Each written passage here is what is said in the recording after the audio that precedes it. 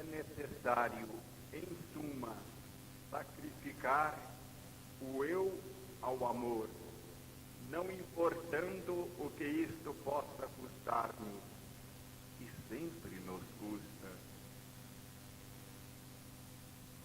Mas só são verdadeiras as alegrias determinadas pela fadiga da ascensão. As comodidades de descida constituem uma miragem, e é lógico que o seja. Deus, que é justo, não pode conceder felicidade não merecida.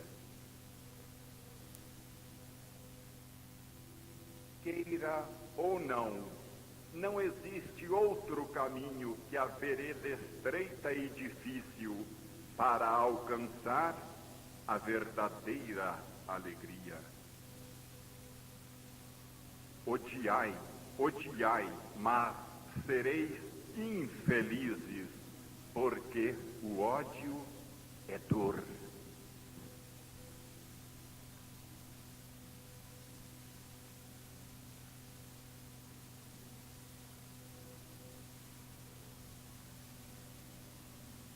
Uma das minhas maiores alegrias, confesso, está em repousar do duro labor de viver na matéria e entrar em comunicação com o mundo do espírito, sentir o infinito, auscultar em nosso contingente tão vívida e próxima, real e tangível, a imanência de Deus, tão distante para nós na sua transcendência, e então mirar fascinado este universo tão saturado de pensamento, a fim de que eu ouça alguma coisa de tudo o que ele diz e que sabe o que eu não sei, a fim de que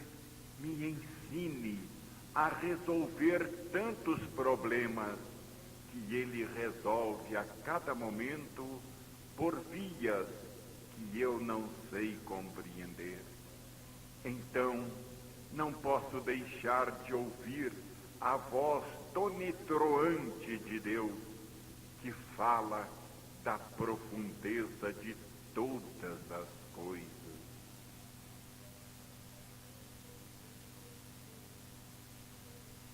Os princípios do Evangelho são leis biológicas de planos mais elevados de existência. Essas leis são realmente atuantes quando nós as pomos em funcionamento pela aplicação.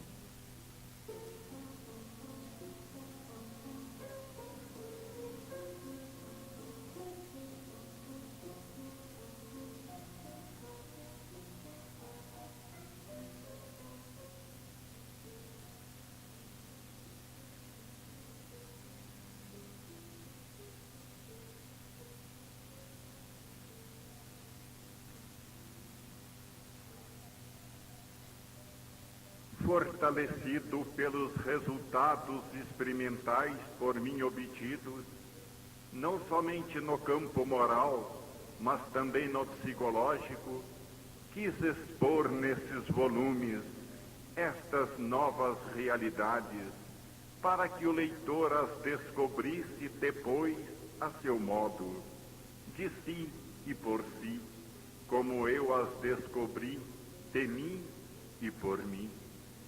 Descoberta é esta que, se feita em larga escala, poderia revolucionar o mundo. Guiar o homem em larga escala poderia revolucionar o mundo. Guiar o homem para elas, creio que seja a maior contribuição que se possa dar para a ascensão em demanda da nova civilização do espírito. São descobertas práticas, porque, de de resultados úteis, uma vez que facilitam o convívio humano, isto é, a coletivização da vida, que é a sua atual tendência. São úteis também no sentido de que elas não fazem apelo, senão ao natural desejo humano de um proveito. Trata-se daquelas ideias mães extremamente genéticas, porque representam uma centelha criadora da grandeza do pensamento. Elas têm o poder de gerar uma nova civilização, porque já estão escritas no livro da vida e fazem parte do divino plano da sua ascensão. Eu quis fixar as profundezas para lê-las e ensinar aos outros a lê-las por si mesmos nas profundezas. Como estas verdades se revelaram a mim, porque busquei, podem revelar-se a todos os demais que queiram realmente buscá-las.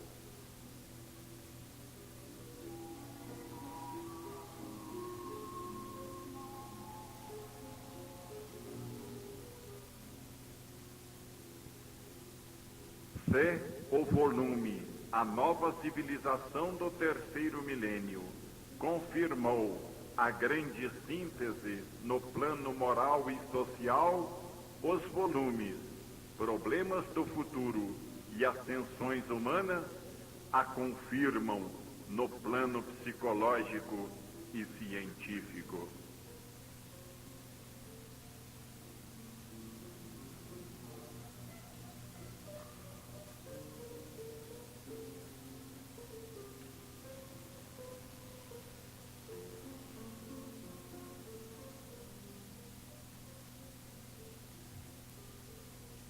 Podemos, assim agora dizer, no fim deste novo volume, que foram aplicadas as palavras de A Grande Síntese, capítulo 42. A minha meta é a compreensão de uma lei mais elevada, de amor e colaboração, que a todos vos una num grande organismo, animado por uma nova consciência universal e unitária. Não se trata fundamentalmente de uma sabedoria nova, pois apenas repito a boa nova que já foi trazida há milênios aos homens de boa vontade.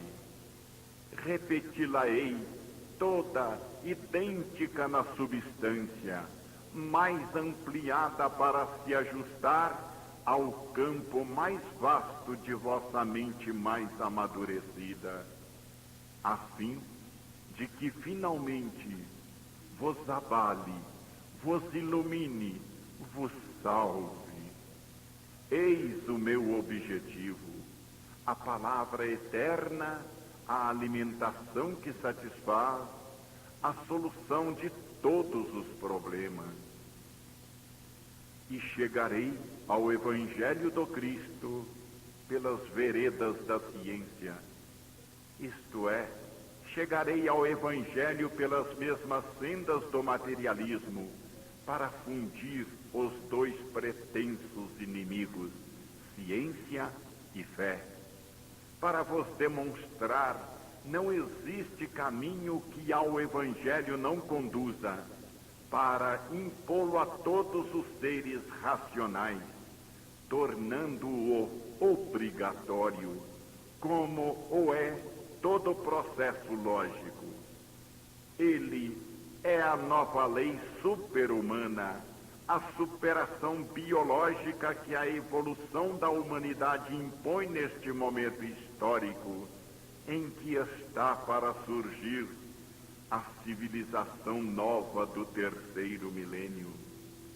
Soou a hora em que estes conceitos, olvidados e incompreendidos, pregados e não vividos, explodem pelo seu próprio poder, no momento decisivo da hora do mundo, fora do âmbito fechado das religiões, na vida onde o interesse luta, a dor sangra, a paixão tementa.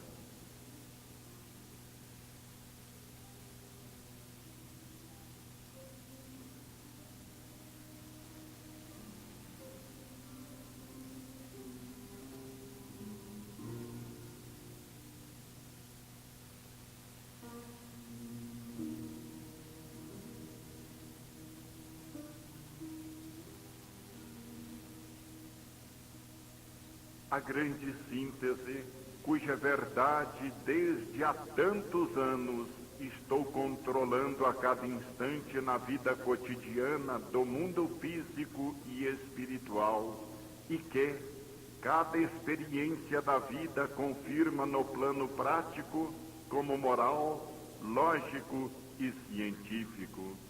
Jamais logrei encontrar na mais desapiedada crítica um fator sequer que desminta este livro. Quanto mais procuro os pontos fracos, tanto mais ele se fortalece. A grande síntese fez-me compreender tudo. Deu-me forças para superar muitas provas. Sustentou-me na dor, inculcou-me esperança e fé. Iluminou-me a mente e aqueceu-me o coração. Centenas de cartas repletas de gratidão chegam-me de todas as partes do mundo, repetindo-me essas mesmas afirmações. Não se podem negar tais fatos. A minha vida, assim como a vida de muitos outros, é um deserto de espinhos e agora possui oásis floridos, refúgios de paz. Perfagamos por tantos problemas, todos se orientam e encontram a sua solução em Cristo, que é a luz de a grande síntese e para o qual esta está sempre apontada em ascensão.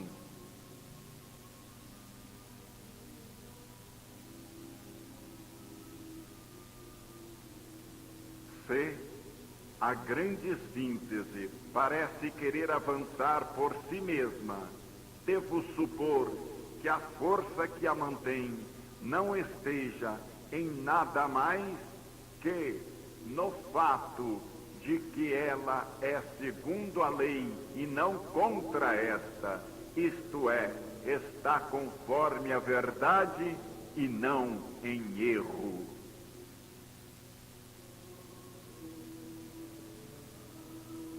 Tenho a sensação como que de uma maturação do momento histórico, que fez com que ele esteja faminto de soluções universais e apto a compreendê-las. E por isso eu me encontro na posição de ter sido inconscientemente o intérprete de uma necessidade da mente moderna e de ter oferecido, sem querer e saber, precisamente o alimento necessário à vida e por ela exigido.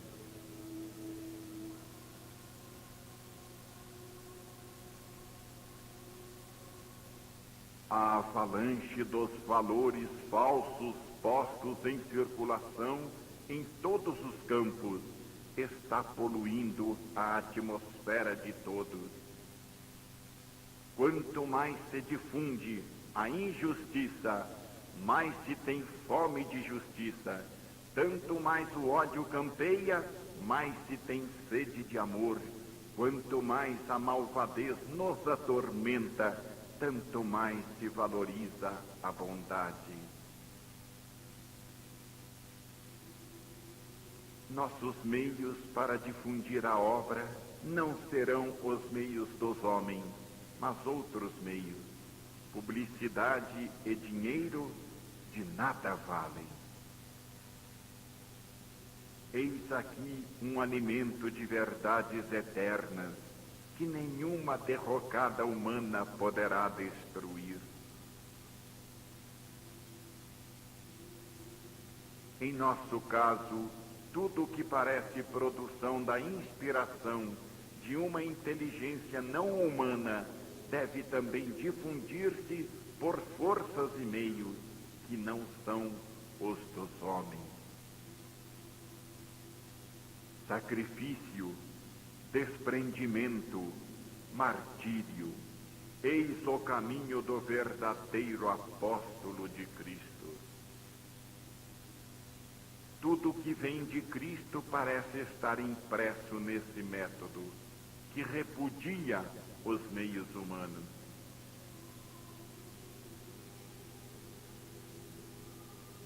A vida abre hoje à humanidade as portas de uma nova grande civilização.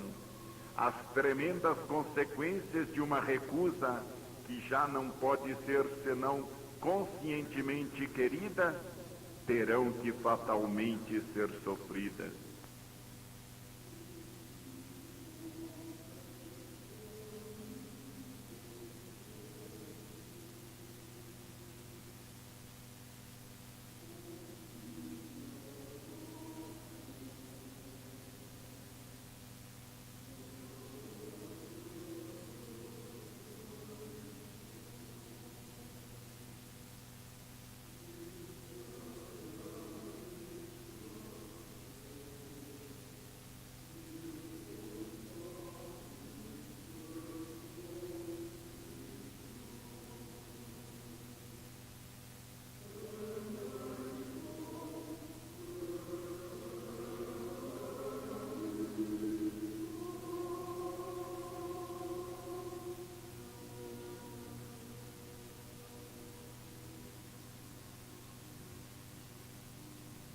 O produto oferecido por estes escritos é global, unitário, como é o desenvolvimento sempre orientado para o mesmo centro. Unitário porque os mais variados problemas, díspares e distantes, permanecem ligados por esta constante centralização que os funde em uma única lei. Tudo aqui é regido por um universal senso unitário, pelo qual toda particularidade é sempre reconduzida ao mesmo centro. Unitário também porque se oferecem juntamente prática e teoria, os princípios, a experimentação, sendo a lei exposta, vivida por quem a expõe, uma vez que todo verdadeiro filósofo deve crer na própria filosofia e vivê-la. Aqui, pensar e escrever significam viver. E assim como para o autor, também para o leitor, a palavra deve possuir um mesmo significado de vida e não pode ser compreendida senão transformada em vida. Ler sem viver significa poder compreender bem pouco. Isto porque a compreensão é dada pela confirmação exterior da experiência e interior da voz da vida, que deve dizer ao leitor no seu íntimo: sim, é verdadeiro. Sim, é verdadeiro.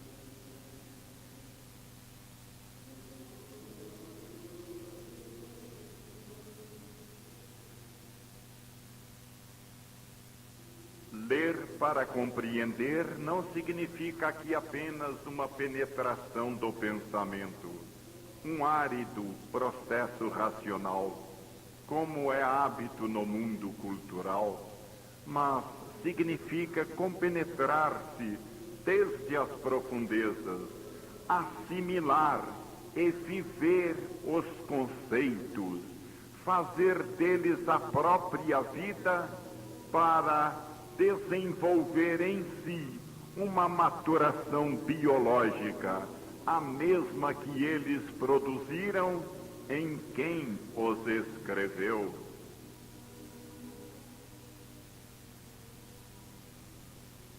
A dialética, as investigações, a potência de argumentação lógica e polêmica pertencem a outros planos.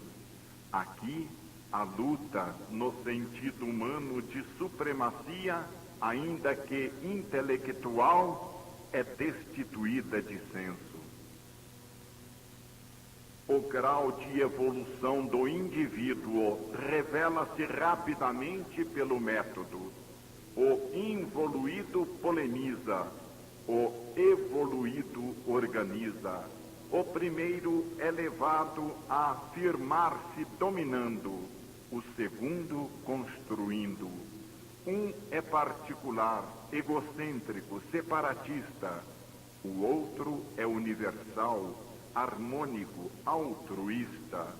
O primeiro compreende apenas pequenas verdades parciais, em função de si mesmo. O outro abarca verdades universais, em função de todos. O primeiro é exclusivista e não admite senão as próprias verdades, todas verdadeiras no universal, quais aspectos do absoluto. O evoluído pode compreender o involuído. Este pode agredir aquele, mas não o compreende. A dialética é corrosiva, divide e não convence. A fé e o amor, a bondade e o exemplo convencem. Mas do que com a razão e a discussão, a verdade se conquista com impulso da mente e do coração. Semelhante conquista é, sobretudo, um abandono em Deus.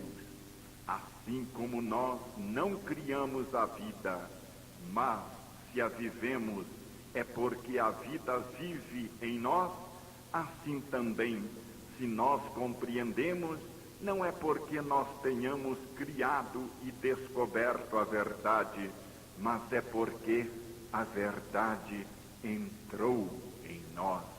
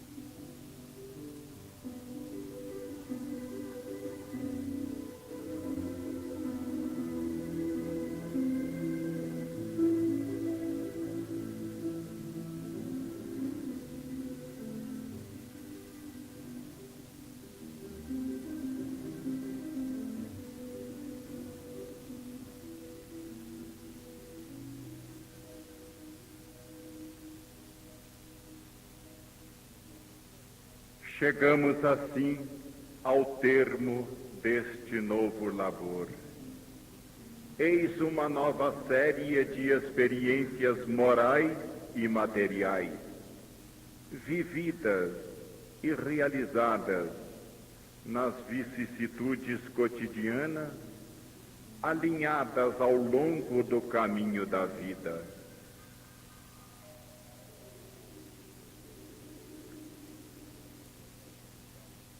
É verdade que o passado se distancia cada vez mais, mas o futuro permanece no infinito.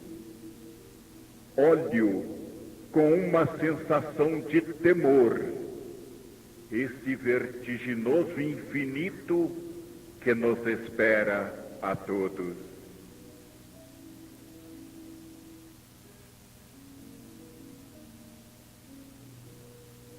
Como não se pode frear a vida, para o qual existe sempre um amanhã, como não se pode frear uma maturação biológica, assim também não se poderá frear esse pensamento que continuamente nasce.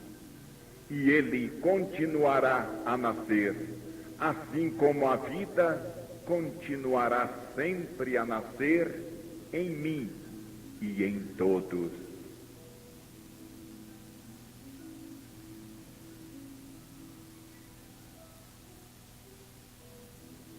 Sinto a atmosfera do meu aposento carregada de vibrações conceituais, ali já impressas de maneira imponderável, não perceptível senão aos sentidos da alma.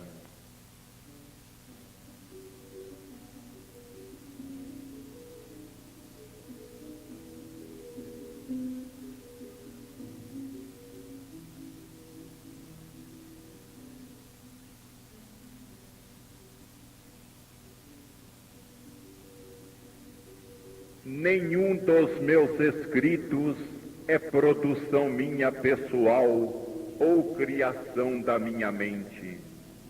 Apenas se dilatou e aperfeiçoou a via da minha percepção. Se antes eu era instrumento, agora sou espectador, quando muito observador, mas jamais criador da minha obra, que é de Deus e somente de Deus.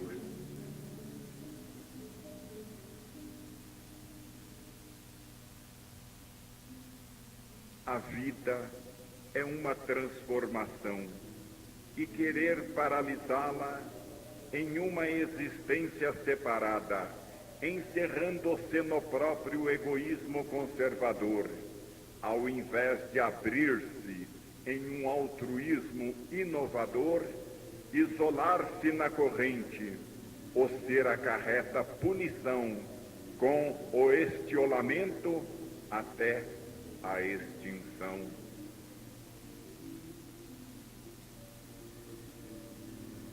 Para sobreviver é necessário não isolar-se com o fito de conservar-se, mas perder-se lançando-se na grande corrente da vida.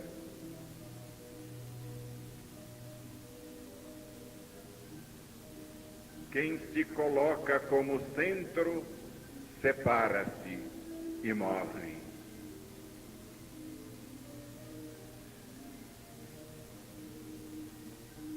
Poderemos, pois, tanto mais usufruir da vida, quanto menos pensarmos em nós mesmos.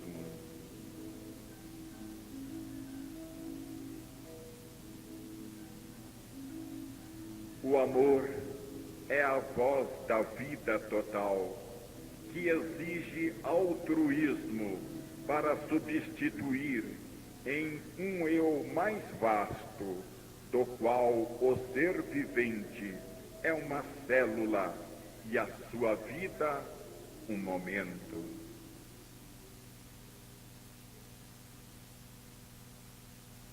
como indivíduo separado, como eu isolado, o ser parece mais uma negação, um limite à vida toda, que é eterna e universal.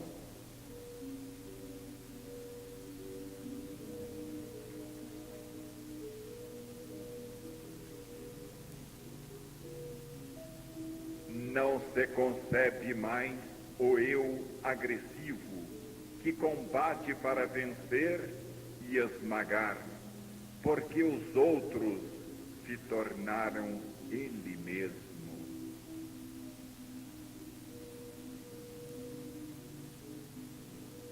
Só se conceberá inversamente o eu que ama, luta e sofre para ajudar os outros, porque ele se tornou eles mesmos.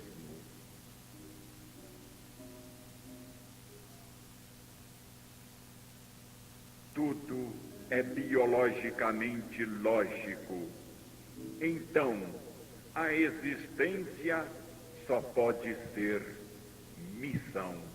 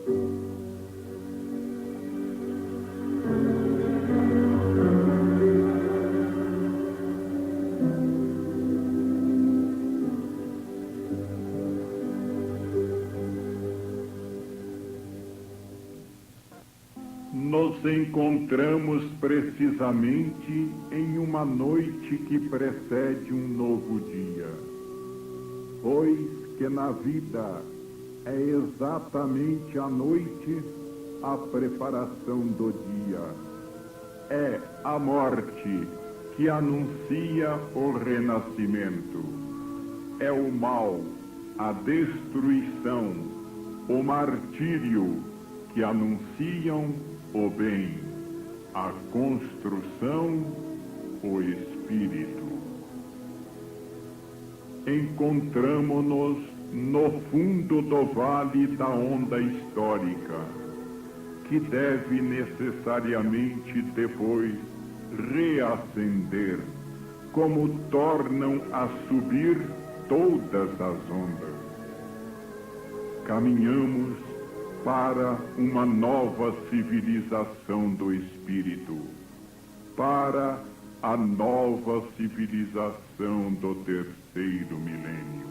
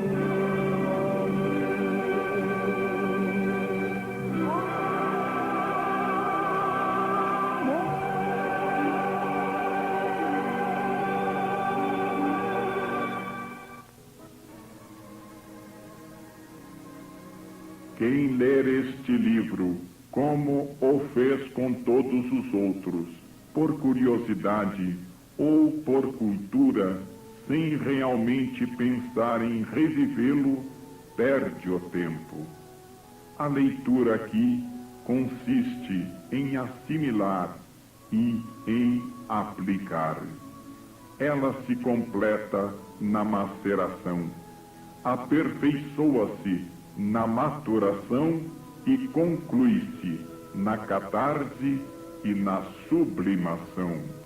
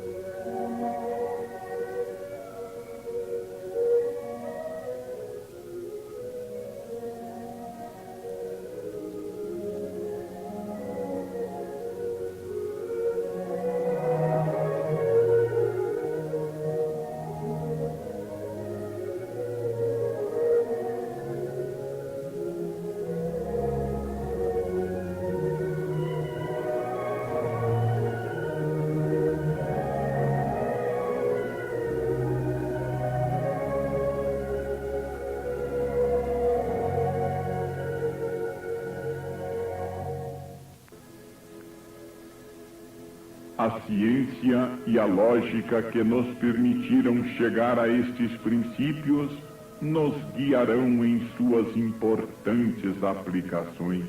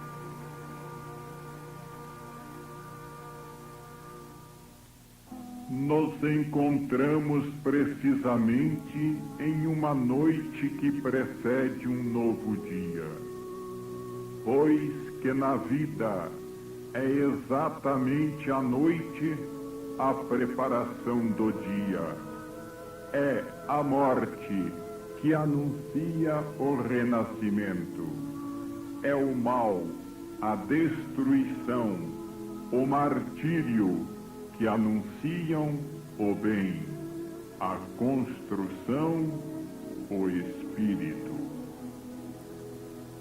Encontramo-nos no fundo do vale da onda histórica, que deve necessariamente depois reacender, como tornam a subir todas as ondas. Caminhamos para uma nova civilização do espírito, para a nova civilização do terceiro milênio. Vou vivendo só pelo céu, sou feliz assim,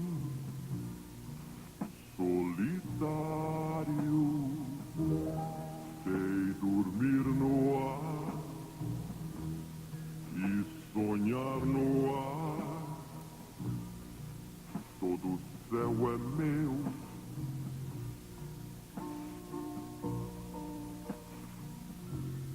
Meu querido céu,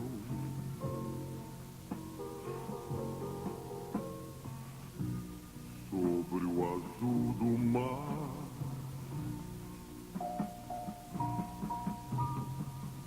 quando a noite vem, vem também o luar no mar,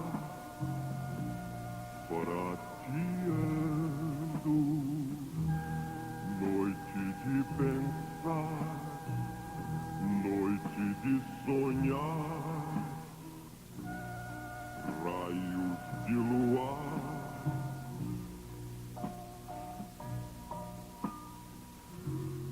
asas de luar.